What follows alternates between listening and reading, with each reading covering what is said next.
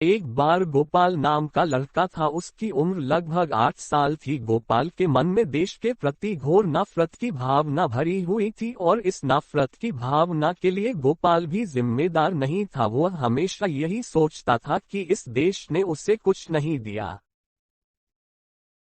1 साल पहले ही गोपाल के माता पिता रोड एक्सीडेंट में मारे गए थे और इस संसार में दूसरा कोई भी नहीं था जिसको गोपाल की चिंता हो। गोपाल दिन रात भीख मांगकर अपना पेट भरता था। एक दिन की बात है और ये दिन आजादी से एक दिन पहले का दिन था, अर्थात 14 अगस्त का दिन था।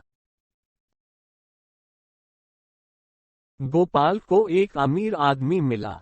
गोपाल ने उस अमीर आदमी से कहा कि आप मुझे थोड़े से पैसे दे दीजिए। आप तो बहुत अमीर है, यदि आप मुझे कुछ दे भी देंगे तो आपको कोई फर्क नहीं पड़ेगा और मेरा भी गुजारा हो जाएगा।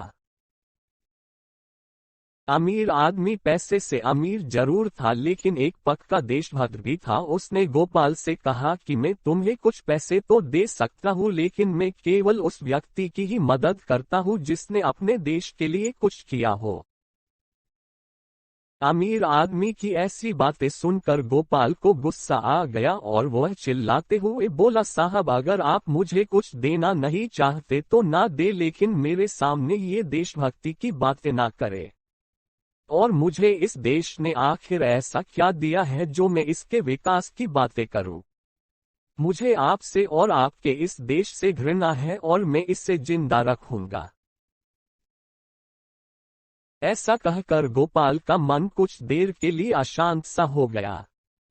लेकिन इन सब बातों के बावजूद अमीर आदमी अपनी जिद पर अड़ा रहा। उसने गोपाल से कहा कि मैं कल वापस आऊंगा और यदि तुम तब तक मुझे कुछ ऐसा कार्य करके दिखा सको जिससे मुझे ये एहसास हो जाए कि तुम्हारे अंदर अभी भी देश भावना बची है तो मैं तुम्हें अवश्य ही कुछ दूंगा। ये कहकर अमीर आदमी चला गया। अब आजादी का दिन आ गया था लेकिन गोपाल को इन सब बातों से कोई मतलब नहीं था और वह रोज की तरह ही अपने भीख मांगने के काम में लग गया। वह एक सड़क पर भीख मांग रहा था। उसी समय रास्ते में उसे एक बूढ़ी औरत मिली जिसके पास सिर्फ उसके बेटे के अलावा किसी और का सहारा नहीं था। उस बूढ़ी औरत के बेटे की उम्र तो मुश्किल से 4 साल थी लेकिन फिर भी वे दोनों एक दूसरे का सहारा बने हुए थे। उसी समय गोपाल ये सब देख रहा था। उसने सोचा कि उसके साथ भी ऐसा ही हुआ होगा और इस जालिम दुनिया में किसी ने उसकी मदद नहीं की होगी। गोपाल भी उस बूढ़ी औरत और उसके बेटे को जानता था क्योंकि वे दोनों उसकी गली में ही रहते थे। लेकिन हर साल किसी स्कूल में आजादी का समारोह देखने जाते थे और इस बार भी स्कूल ही जा रहे थे लेकिन उस बूढ़ी औरत का रास्ते में एक्सीडेंट हो गया और उसका बेटा उसके पास खड़ा होकर रो रहा था। लेकिन अगले ही पल गोपाल ये सब बातें भूलकर उस औरत को बचाने की सोचने लगा। गोपाल सड़कों पर रहता था और अक्सर छोटे बड़े हादसे देखता रहता था। उससे अचानक विचार आया कि जब भी कभी ऐसा कोई हादसा होता है तो एक गाड़ी आती है और उसे लेकर चली जाती है। उसने सड़क पर जाती गाड़ियों को रोकने के लिए सड़क पर पत्थर रखना शुरू कर दिए और सबसे उस बूढ़ी औरत की मदद करने को कहा।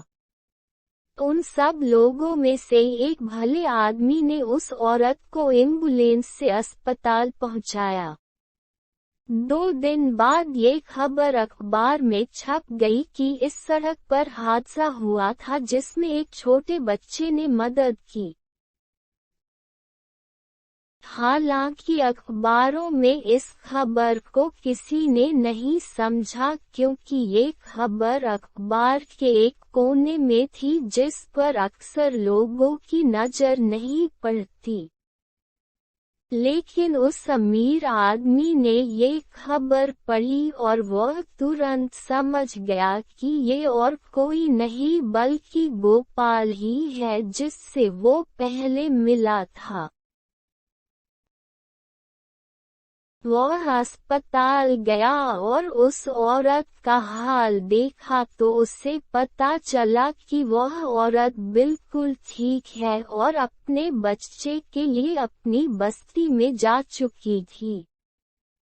अब अमीर आदमी ने अपना दिया वचन पूरा करने की ठान ली। उसने गोपाल को गोद लेने की योजना बनाई।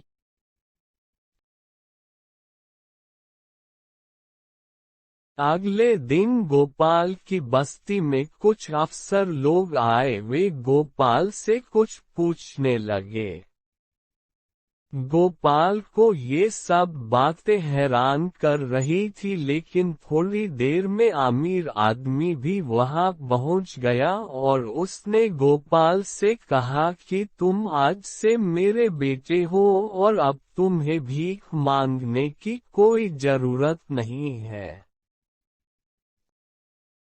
तभी गोपाल ने कहा कि साहब, लेकिन आप तो केवल उन लोगों की ही मदद करते हैं जिन्होंने इस देश के लिए कुछ किया हो, फिर भला आप मुझे गोद क्यों ले रहे हो? तभी अमीर आदमी ने मुस्कुराते हुए कहा कि तुमने भी देश के लिए बहुत कुछ किया है।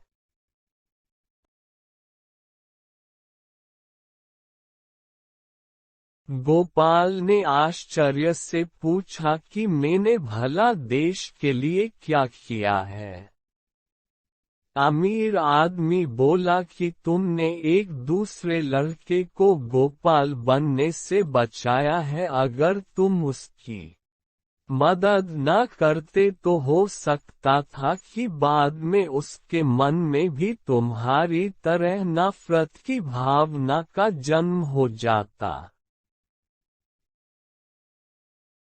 अब गोपाल, तुम मुझसे वादा करो कि तुम ये कभी नहीं कहोगे कि तुम्हें इस देश से नफरत है।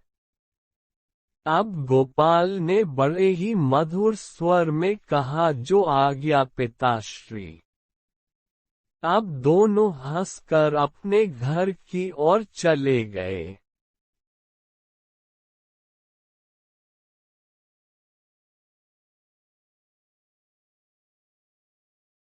तो अब आप सब भी समझ गए होंगे कि किसी के भी प्रति जन्म से नफरत नहीं होती, बल्कि ये धीरे धीरे परिवेश से पैदा होती है। तो अब आप किसी से नफरत नहीं करेंगे।